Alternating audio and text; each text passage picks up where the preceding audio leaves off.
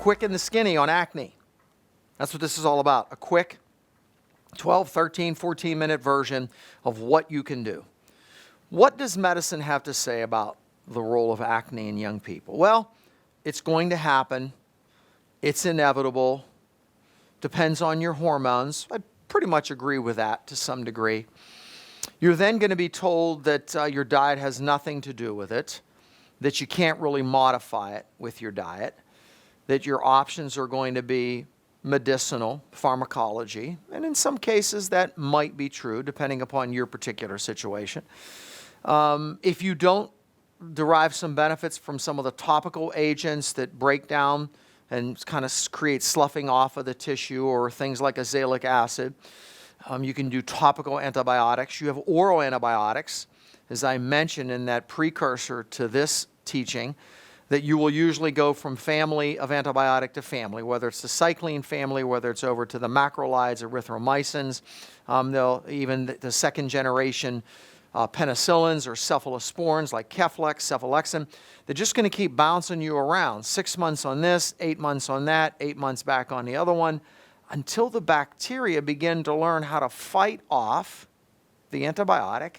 So what they're going to hope for is that by then maybe you quote, have grown out of it, which usually doesn't happen.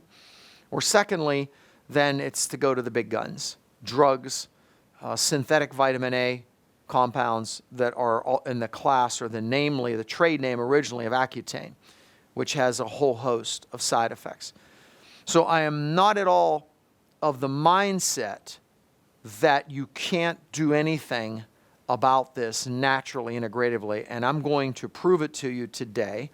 I'm not going to get into study after study. I'm going to give you an ABC approach, and if it's your daughter or your son, then you need to consider whether or not you want to engage, or it might be you, or it might be a grandchild that you can give counsel to. So let's roll. Acne. Typically, when? I mean, I don't know. By the time you're 14 to 15, probably to 17 to 19 is, I would say, probably the big phases. And it has a lot to do with the rise and increase in hormones, and in particular, testosterone. As testosterone rises. Is it all testosterone's fault? No, it's what testosterone does. So testosterone increases sebum, or oil production, from the glands, the ducts.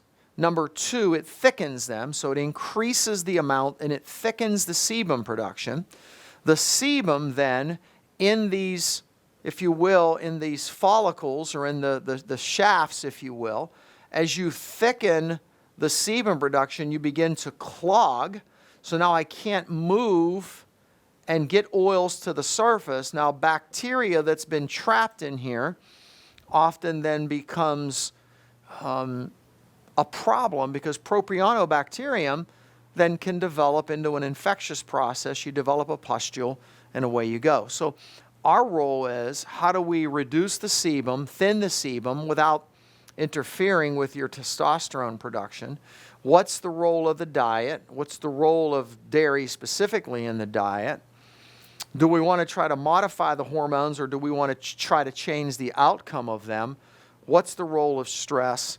And then how do I utilize some specific, and there's more to this, but this is just an ABC's approach to topical agents and oral by mouth agents. So let's roll into it. Glycemic index, what does that mean?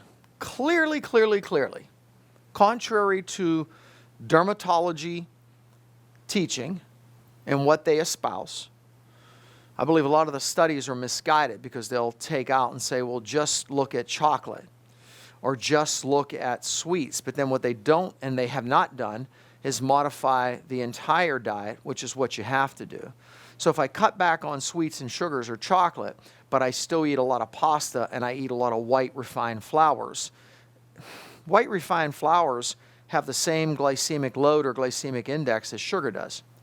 Therefore, what you have to see is, how do I change and go on a low glycemic index diet? Your daughter or your son have to change what they do. Number one, you've got to cut back on the sugar and cut back on the sodas and get rid of them and get rid of chocolate. But you also must cut back on the white and refined processed flours.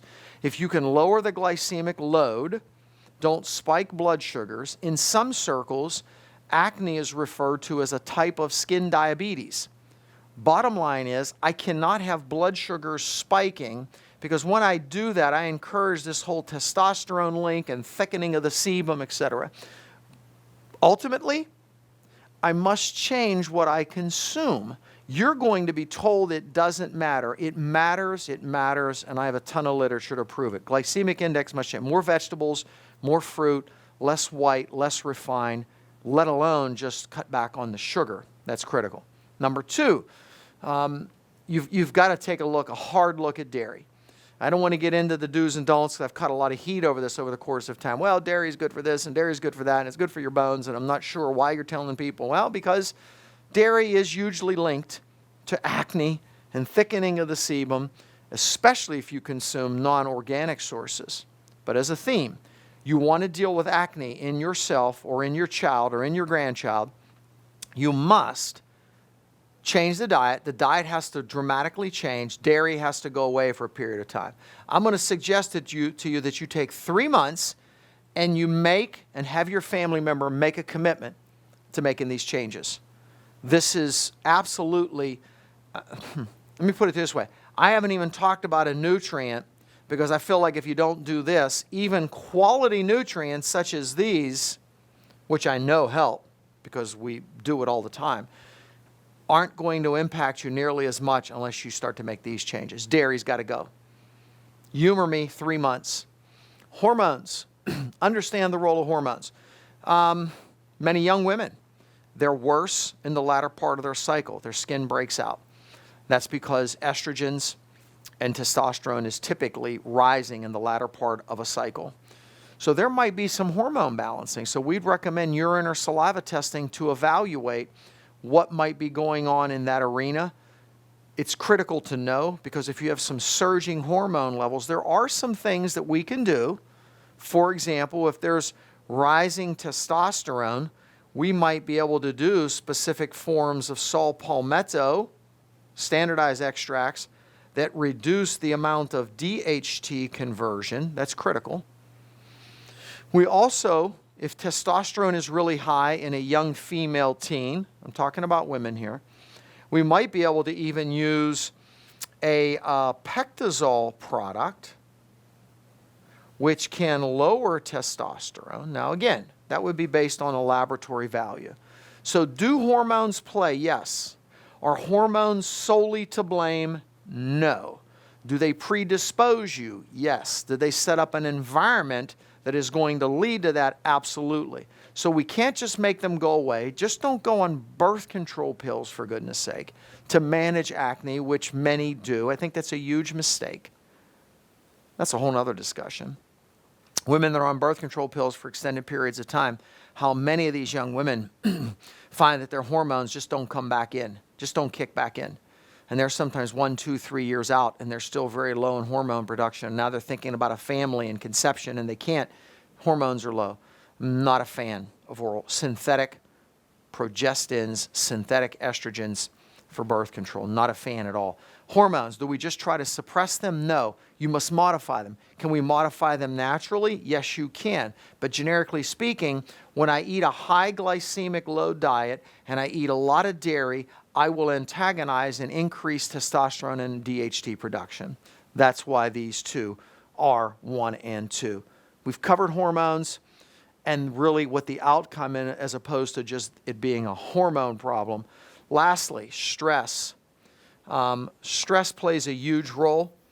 We find that as stress increases, as cortisol increases, the body is very adaptive. God made you to be adaptive. And what will happen is your body will begin to utilize nutrients such as pantothenic acid, the B vitamins, to manage your stress response. And what happens indirectly, you begin to poorly manage the components of skin health because you're diverting many of your nutrients away. And pantothenic acid has a huge impact in how it handles cortisol, one, and two, even the sebum productions, because in some of our topical preps we make and use pantothenic acid and niacinamide. I'll get to that. So stress plays a huge role. So a young lady or a young man under stress, school or otherwise, it is not the cause of acne, it is an exacerbant and will antagonize. So managing stress and maybe using something like a coenzyme B complete can be helpful and supportive here. I wouldn't put it 1 on the list, but it certainly is 4. As I usually say in these, are these comprehensive? Does this cover every single area? No, but in these quick teachings, I don't and cannot cover every single area. I'm hitting the highlights. Let's move down to the nutrient approaches, topical and otherwise. Number 1, if I've changed my diet, I'm going to eat more whole foods and live foods. I'm going to cut back on sugars, white bread, and pastas, and I'm going to really limit baked goods and sugary foods, etc. And I'm going to get rid of dairy. I'm going to go to an organic almond milk or rice milk, whatever, and I'm going to see if hormones are involved. I could do the testing, and stress could be 4th on the list. Now I move into support. Number 1, I'm going to go backwards. Zinc. Zinc essentials.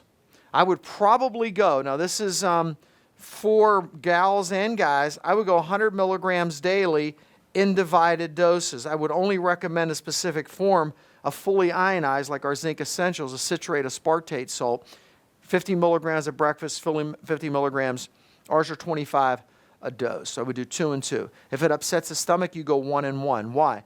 Zinc plays a key role in reducing inflammation in the skin, has antibacterial effects, technically, believe it or not, in the skin. Zinc, the key player, orally by mouth. Number 2, I would do vitamin A. Now, I caution you here for young girls during childbearing age. You cannot use high doses of vitamin A in childbearing because it is teratogenic. So there's a big asterisk here. If you're thinking about a child or having a child, you can't do it. Number 2, if you're having sex, I don't recommend that you do it. If certainly there are no contraceptive procedures, you absolutely cannot do it. Therefore, you need to consider this. If all those are covered, vitamin A, I will go probably at about 50,000 units. We use a micellized form of vitamin A, a liquid version, and I'll do about 50,000 units Monday through Friday and off on Saturdays and Sundays to let the body clear, because vitamin A is lipid or fat soluble. You'll accumulate, and it can accumulate in your liver. So I will do anywhere, depending on the individual severity, 50 to 75,000 units, depending, early on, and then diminish the dose. You want to set up a consultation time, I would strongly recommend you do that, as opposed to just taking these recommendations just at that face value, because I always want to know what your background is and what you're doing and what the situation is. But vitamin A, micellized form, zinc aspartate, citrate forms, they've got to be fully ionized, fully absorbable. That's our key approach. I often throw in Perfect E. Perfect E has powerful, it's a mixture of tocotrienols and tocopherols, powerful antioxidant properties that kind of synergize these two guys. Works together with them and can be helpful as well. But your 4 main players, zinc essentials, micellized liquid vitamin A, and now the 2 topical versions. Clarifying skin wash. You've got to do the clarifying wash that we have, our RX Skin Therapy line. Why? It has tea tree oil and 5% of niacinamide, 5%. Or excuse me, this one has tea tree oil and salicylic acid. Salicylic acid sloughs off debris tissue, helps to clear a lot of these dead cells and epithelial cells from staying in the pores. It clears them. Tea tree oil has natural antibacterial activity. That's the clarifying wash, morning and evening. Don't use other soaps or washes. Topical, wet the skin a little bit with a little bit of water, and then use a couple of drops on the face and completely rub it in. And the skin firming serum has 5% of niacinamide and has another very key ingredient to go along with this, is the HA acid that reduces inflammation. Niacinamide is not an anti-infective, but has inflammation-reducing properties. In summary, the diet is critical. Don't let anyone tell you otherwise. Hormone modulation might play. Stress, if there's a tremendous amount of stress, you've got a very type A young person, there could be issues. If there's very high testosterone and high DHT that we define via some testing, might have to be modified. Topical and orally, skin firming serum twice a day, wet the skin first. Clarifying skin wash. Why? Salicylic acid, tea tree oil, debride the skin, have topical antibiotics that are natural that go to the skin. Orally, must do at a minimum vitamin A and zinc. Remember the asterisk, qualifying young women of childbearing age, must be careful. Going to go to high doses. Don't be afraid of it. Do it correctly. If you have some underlying liver disease, you can't do this. If you don't, Lord willing, 50 to 75,000 units Monday through Friday only.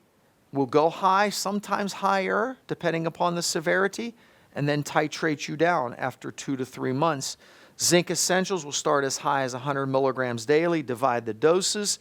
I might add a little bit of copper if you're going to be on it for an extended period of time, and then eventually start titrate. You don't stay on these doses forever. The goal is to titrate you down. Use the diet, nutrients to change the process, and then begin titrating down. Acne. Do you have to go to antibiotics and things like Accutane? I don't believe so. I believe you can do this very naturally, very integratively. Save yourself the potential grief and harm long term. Overgrowth of fungus and yeast, dysbiosis, long-term use of antibiotics open you up to inflammatory bowel issues, imbalances of good bacteria, chronic yeast and fungal. It's ugly. Liver issues, non-alcoholic fatty liver disease, the class of medications, the synthetic vitamin A's that are used to treat acne and that Accutane family. I hate to keep using that trade name because there are other names and even generics available to it, but they're retinoids. Very, very powerful, very, very potentially influencing to the mood, to the psyche. If you've got a young person that has some tendencies to anxiety and depression, huge potential problem, beware. Go a natural route first. God bless you. I hope you find this helps you. Thanks for tuning in and being with us today. Share the information with a loved one or friend. I believe it'll bless them. Blessings to you. Thanks for being with us.